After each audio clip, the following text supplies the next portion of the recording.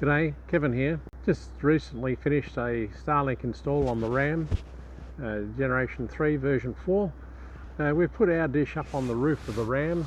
You can see it just up there in front of the solar panel. The reason we put it on the car and opposed to the caravan is so we've got connectivity to the internet wherever we are, wherever the car is, where with the car. We've got that connectivity for research and also for access to the telephone. Through Wi-Fi calling. We can be out in the middle of the bush and scrub, no cell phone coverage, and we can still make a phone call, and it's a good safety feature.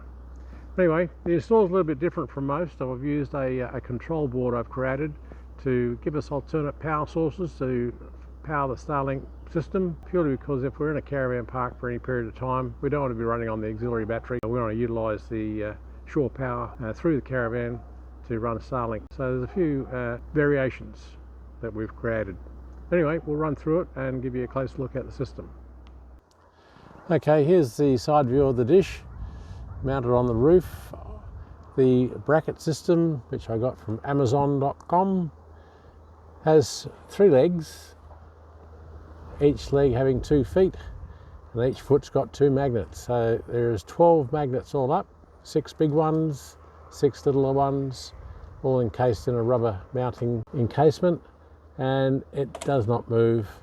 It's been there in excess of 120 kilometres an hour without any problem. The router was originally mounted on the glass, but I found that router was getting so hot that's not good for the componentry. So we moved it back onto the headrest there, as you can see, a few cable ties, and it's operating a lot cooler. Mounted on the headrest, it sits about a couple of inches off the glass, and it seems to solve the heat problem. Okay, now we'll have a close look at the electronics behind my control board.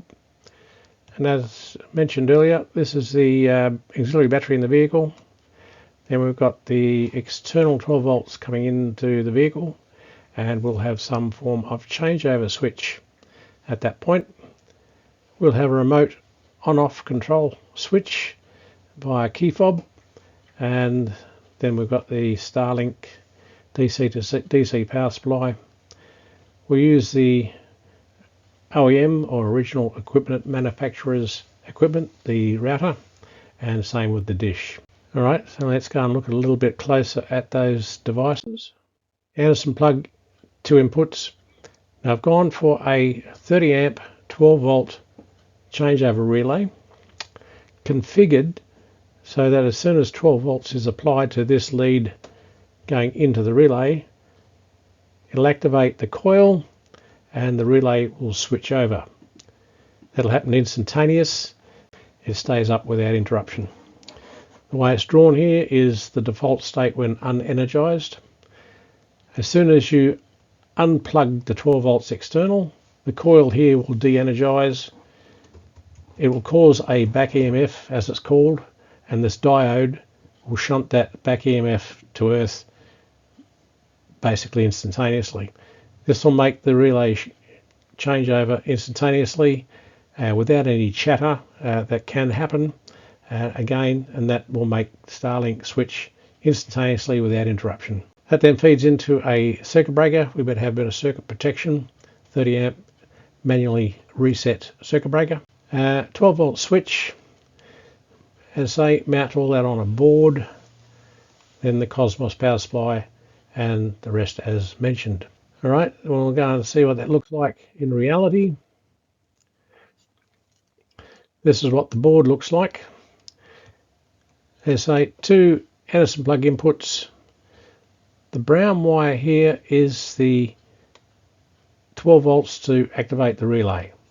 As soon as a power supply is plugged into this Anderson plug, the relay activates. Power out of the relay goes in the circuit breaker, runs out around the back of my switch here, and they're the 2 inputs to the switch. I'm only concerned about the 12 volts coming out the other side. That's the only thing I'm actually switching. All my earths go to a common stud for common potential between the earths, and that's the key fob. It comes with the 12 volt switch. Now just a hint on this thing here, these Anderson plugs. My recommendation is that you buy genuine Anderson plugs. I have bought the cheap Chinese knockoffs and they have given me so much grief. It's not worth it. The pins do not clip in. You go and plug another cable in, the pins push out, you haven't got your 12 volts. It's just more hassle than it's worth. Pay the extra, get genuine. Okay, now we bought the Cosmos power supply off the Cowfish website, paid full price for it. It wasn't until after I'd purchased it and we'd been doing some research that we found that we can get discounts from CMCA members, and also Lifestyle Pioneers have a YouTube channel. They do a review on Starlink and this device, and there's a QR code where you can get a discount. The 12 volt switch, just from Amazon.com, just search that description and you'll get that device. Alrighty, let's get back to the rest of the install. Now the Cosmo power supply, I've managed to just tuck in behind the seat there and gives me access to the switch and works quite well there. Was originally going to screw it onto the back wall of the cab, but that means taking the seat out. That's a lot of work. So currently it lives there. Okay, this is the external input into my Starlink. It's a 10 gauge cable going back to the caravan. Now this works fine under normal weather conditions, but I have noticed getting cold here in South Australia, when the weather's down to single digits in centigrade, in the morning Starlink won't start up off this cable. It's too cold for it. We're not getting enough current. So I have to take it off external input, fire it up on the auxiliary battery, get Starlink up and running, and then I can plug the cable back in and it will continue running fine after that. And just give you a look where the board sits in my car. I've got this gap underneath the back seat, which we have tilted up because we've got the fridge in here. And that's the board sitting there, plenty of space, plenty of air movement. Well, that's the end of my install video. I hope this video has been beneficial to someone and helps make your travelling adventures a little bit more pleasurable. Please post any comments or questions down below. Any constructive feedback is always good. Until the next project, safe travels. Cheers.